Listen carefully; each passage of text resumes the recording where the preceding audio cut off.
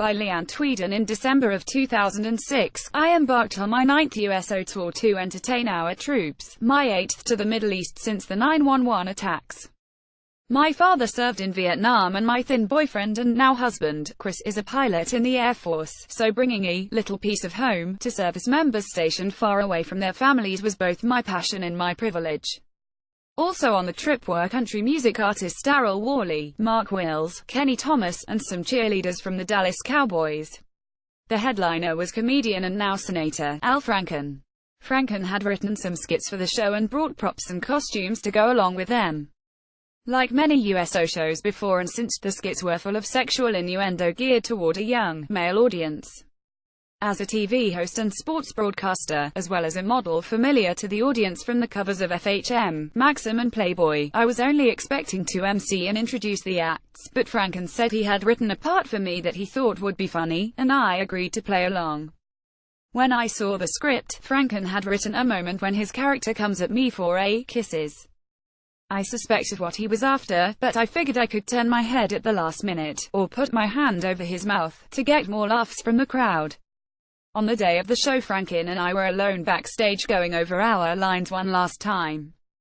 He said to me, "We need to rehearse the kiss." I laughed and ignored him, then he said it again. I said something like, "Relax Al, this isn't SNL, we don't need to rehearse the kiss." He continued to insist, and I was beginning to get uncomfortable. He repeated that actors really need to rehearse everything and that we must practice the kiss. I said, "Okay," so he would stop badgering me.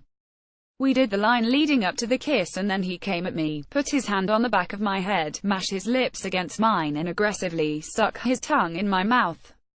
I immediately pushed him away with both of my hands against his chest and told him if he ever did that to me again I wouldn't be so nice about it the next time.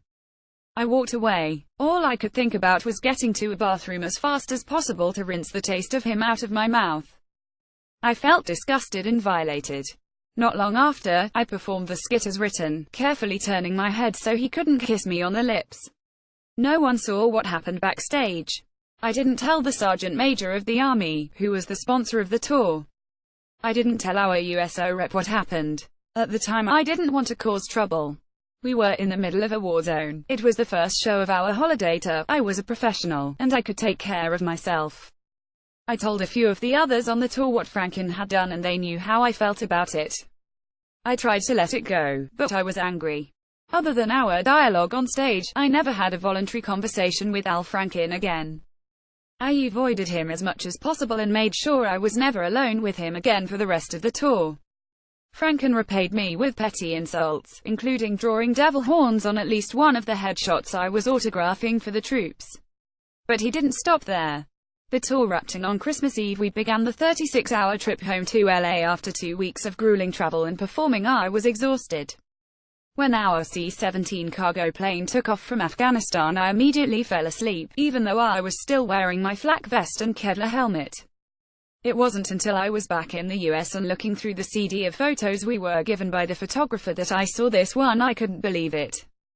He groped me, without my consent, while I was asleep. I felt violated all over again. Embarrassed, belittled, humiliated. How dare anyone grab my breasts like this and think it's funny? I told my husband everything that happened and showed him the picture. I wanted to shout my story to the world with a megaphone to anyone who would listen, but even as angry as I was worried about the potential backlash and damage going public might have on my career as a broadcaster. But that was then, this is now. I'm no longer afraid. Today, I am the news anchor on McIntyre in the Morning on KABC Radio in Los Angeles.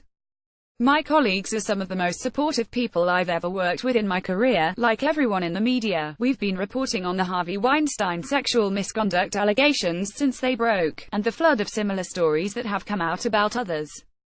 A few weeks ago, we had California Congresswoman Jackie Speier on the show, and she told us her story of being sexually assaulted when she was a young congressional aide. She described how a powerful man in the office where she worked held her face, kissed her and stuck his tongue in her mouth. At that moment, I thought to myself, Al Franken did that exact same thing to me. I had locked up those memories of helplessness and violation for a long time, but they all came rushing back to me and my hands clenched into fists like it was yesterday. I'm still angry at what Al Franken did to me. Every time I hear his voice or see his face, I am angry. I am angry that I did his stupid skit for the rest of the tour. I am angry that I didn't call him out in front of everyone when I had the microphone in my hand every night after that. I wanted to, but I didn't want to rock the boat. I was there to entertain the troops and make sure they forgot about where they were for a few hours. Someday, I thought to myself, I would tell my story. That day is now. Senator Franken, you wrote the script, but there's nothing funny about sexual assault. You wrote the scene that would include you kissing me and then relentlessly badgered me into rehearsing the kiss with you backstage when we were alone. You knew exactly what you were doing.